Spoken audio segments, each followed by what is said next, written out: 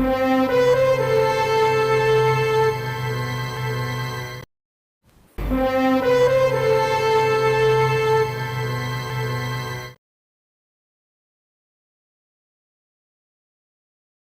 कोई चीज़ें होती हैं कि जिसमें प्रोटीन ज़्यादा होता है पर वो हमारे शरीर में कम पहुंचता है, और कुछ ऐसी चीज़ें होती है जिसमें प्रोटीन कम मात्रा में होता है पर वो हमारे शरीर में अच्छे तरीके से पहुंचता है, तो हमें वो चीज़ें ज़्यादा खानी है।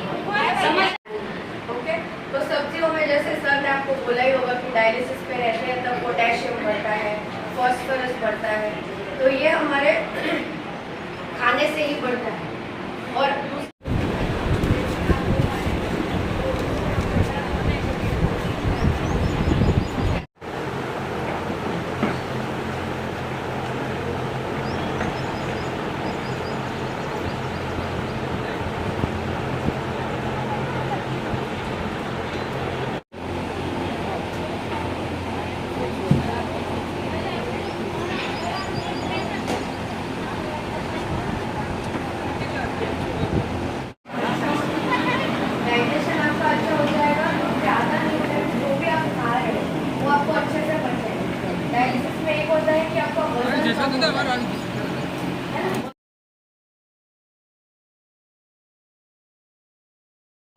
એ પૂછી શકાય બેન બહારગામ જવાના છે છતાં અત્યારે આપણને સમય આપ્યો છે એટલે ગ્રુપ વાઇઝ બધા એમની પાસે જવાનું છે.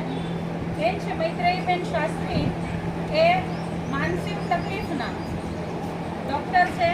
આપણે ગાંડા હોઈએ તો જ મગજમાં તકલીફ હોય એવું આપણે ના માની શકીએ.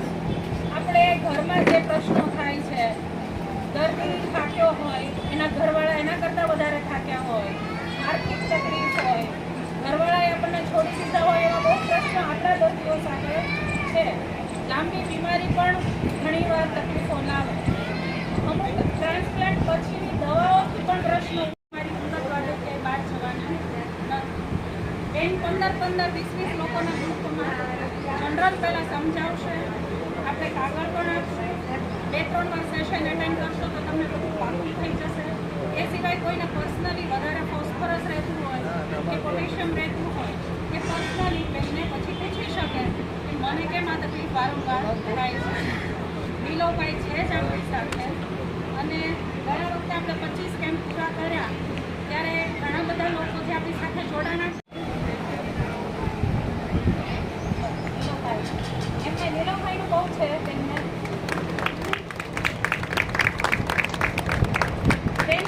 વર્ષોથી સેવા કરતા રહ્યા છે, અને અહીંયા પણ એમની ઈચ્છા હોય છે કે કઈ રીતે દર્દીઓ માટે મદદરૂપ થઈ શકે.